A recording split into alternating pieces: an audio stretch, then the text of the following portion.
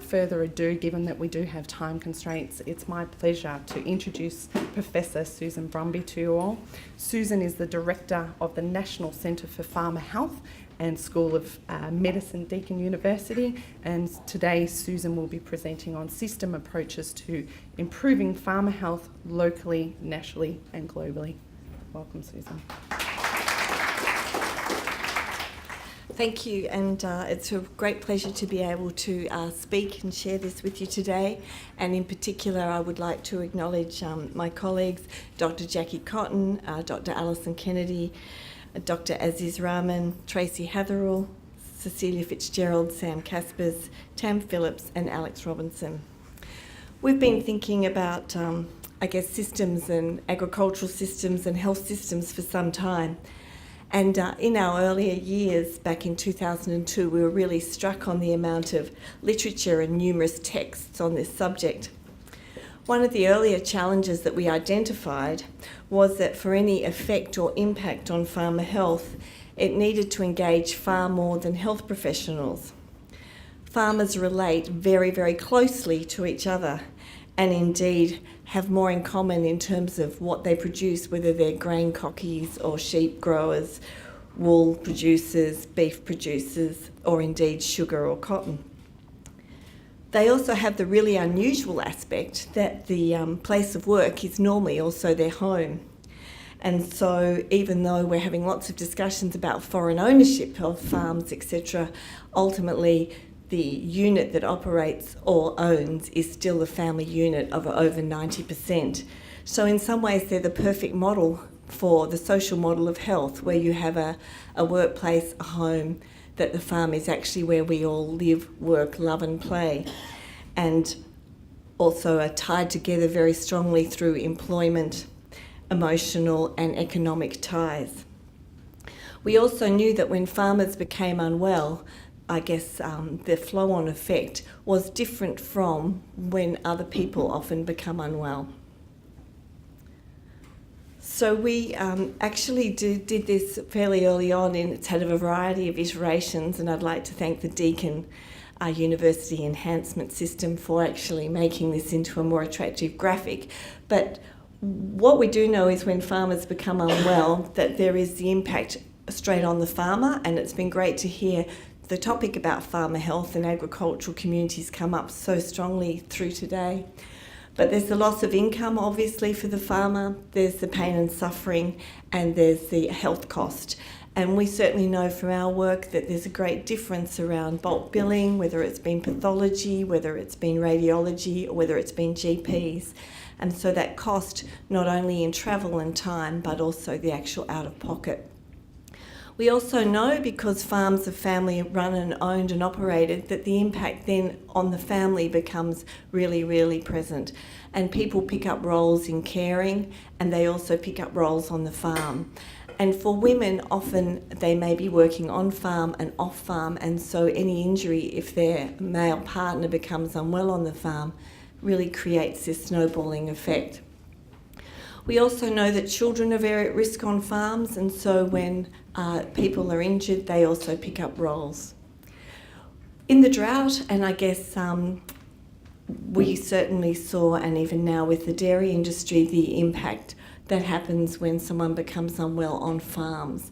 So you have the OH&S issue, you have the animal and welfare and livestock issue as well.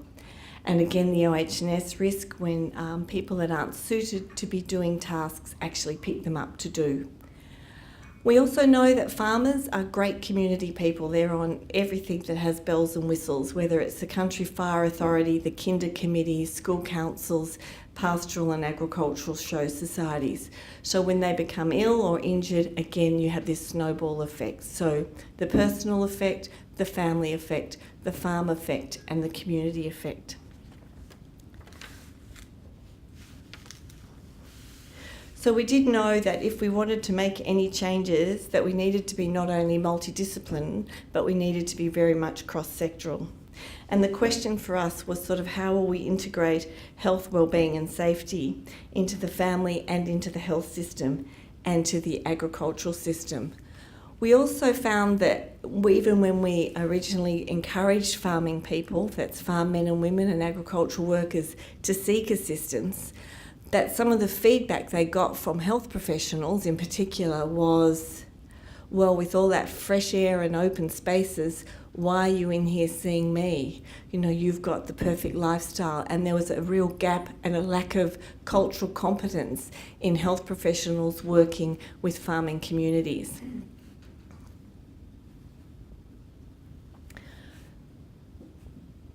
So that was supposed to come in really nice and slowly, but anyway.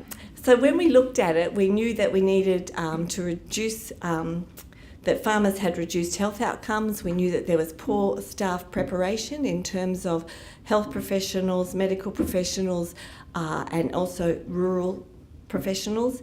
There was a lot of evidence that was actually out there, particularly around farm injury and deaths. So farms as workplaces, fisheries, agriculture and forestry, year in, year out, have the highest rate of workplace fatalities.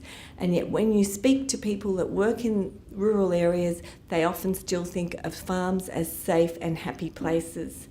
And we also knew that there was less access. So there was poor health outcomes, poor rural health professional preparation, evidence that was out there that wasn't being used, and also poor access. We knew we wanted to improve service delivery to our farming populations, deliver education to help raise the cultural competence, increase research so that there would be better evidence and better data, and also provide information to our farmers. We did quite a lot of program logic back in the earlier days, and we had forums and workshops and lots of sticky bits of paper, and I wondered if I should have got out the old pictures of all the sticky bits of papers to show you. We wanted to be really systematic about prevention. We wanted to work across different systems, discipline and sectors. Because of the very special nature of farms, we wanted to recognise the settings: home, farm and industry. We've done lots of evaluation over the years. We've been externally evaluated, we've been internally evaluated. We've had the Victorian Auditor General's Office also go through us in 2010 about some of our work, and we came out beautifully when it was tabled in Parliament, thank goodness. So these evaluations have all been done. But the 5 key areas that our centre really focuses on is education and training. So we want to work with health and rural professionals and vets and agronomists and all those people to actually raise the bar on understanding about farmer health. We want to improve cultural competence about thinking about farming populations.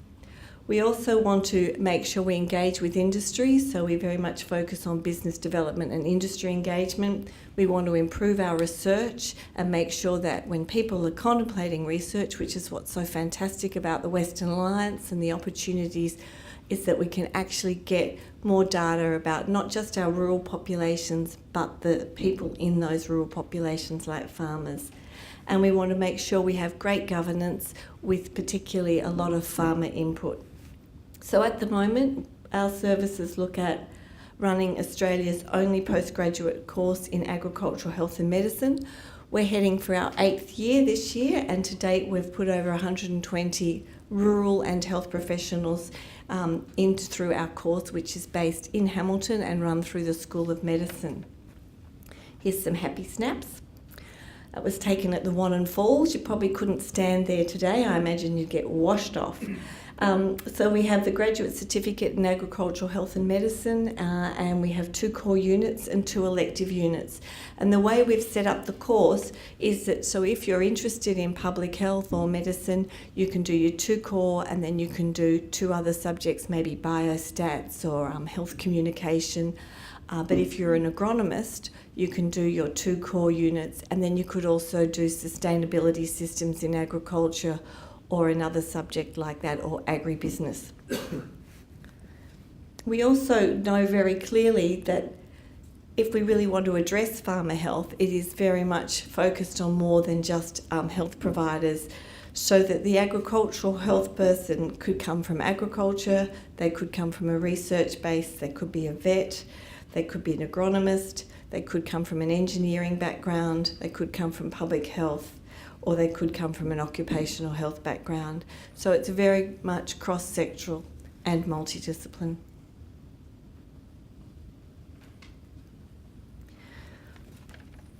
We're also very keen on getting out there. We're in the fortunate position of having been a partnership between Deakin University and Western District Health Service, so we're still very active in terms of service delivery, which gives us an opportunity to be able to apply some of our research learnings.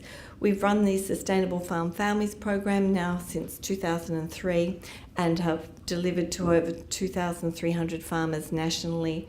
More recently, this program has been taken to Alberta in Canada, where it's been piloted very successfully, and they've just received another $250,000 to keep rolling out that program. We've attracted over $3 million in service delivery over the last decade. We also have a great website, which is called www.farmerhealth.org.au, and we have 121,000 unique users. That was also important to be able to get the information out, whether it was for health professionals, rural professionals, ag professionals, or for farmers. And this is just an example of our website. All our research is up there, and published research on the website. I would like to make a plug for Run for Farmer Health. The enrolments are still open. It's on October the 16th, and we'd really like it. Our target is 100 people. That's just to show you how much our growth in our website has been since we started. It was first launched in 2010, and we've had phenomenal growth. We are also registered with and fully accredited with Health on the Net, so you know if you get anything off our website, it's quality information.